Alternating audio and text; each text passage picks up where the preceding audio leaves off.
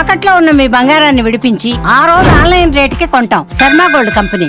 భూకంపం దాటికి థాయిలాండ్ అతలాకుతలమవుతోంది. నిమిషాల వ్యవధిలో 2 సార్లు భూకంపం సంభవించింది. రిక్టర్ స్కేలుపై 7.7, 6.4 తీవ్రతతో నిమిషాల వ్యవధిలో 2 సార్లు భూకంపాలొచ్చాయి. వందల భవనాలు కుప్పకూలిపోవడంతో భారీగా ఆస్తి ప్రాణ నష్టం జరిగుండొచ్చని భావిస్తున్నారు.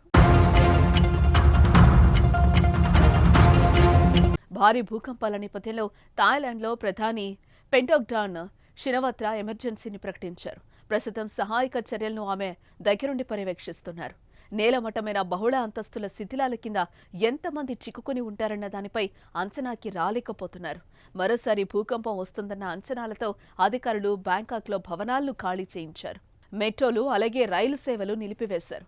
ఎయిర్పోర్టు దెబ్బతినడంతో సర్వీసులు నిలిపివేసి లాక్డౌన్ ప్రకటించారు. ప్రస్తుతం సహాయక చర్యలు కొనసాగుతున్నాయి. మరోపక్క భూప్రకంపనల ధాటికి చతుచక్ జిల్లాలో నిర్మాణంలో ఉన్న ఓ ఎత్తైన భవనం కూలిపోయింది. ఇందులో దాదాపు 40 మందికి పైగా కార్మికులు చిక్కుకుపోయినట్లుగా తెలిసింది. అంతేకాదు భూకంపం తర్వాత అనేక భవనాలను అధికారులు ఖాళీ చేయించారు. వ్యాపార సముదాయాలను మూసివేయించారు. బ్యాంకాక్ మెట్రో, రైలు సేవలు కూడా నిలిచిపోయాయి. భారీగా ఆస్తి ప్రాణ నష్టం సంభవించినట్లు తెలుస్తోంది. అయితే ప్రాణ నష్టానికి సంబంధించి ఇప్పటివరకు ఎలాంటి సమాచారం అయితే లేదు. ఇక భూ ప్రకంపనలతో బ్యాంకాక్లో ప్రజలు పెద్ద ఎత్తున రోడ్లపైకొచ్చారు. దీంతో ఎక్కడికక్కడ భారీగా ట్రాఫిక్ జామ్ ఏర్పడింది. వేలాది మంది ప్రజలు నగరాన్ని ఖాళీ చేసి వెళ్లిపోతున్నట్లు స్థానిక మీడియా పేర్కొంటోంది. భూకంపం ధాటికి బ్యాంకాక్ తీరాలు అల్లకల్లోలంగా మారాయి. అయితే ప్రస్తుతం అక్కడ సునామీ హెచ్చరికలు ఏం లేవని అధికారులు తెలిపారు. మరోపక్క భూకంపం ధాటికి భవనాలు ధ్వంసమైన దృశ్యాలు సోషల్ మీడియాలో భయానకంగా కనిపిస్తున్నాయి.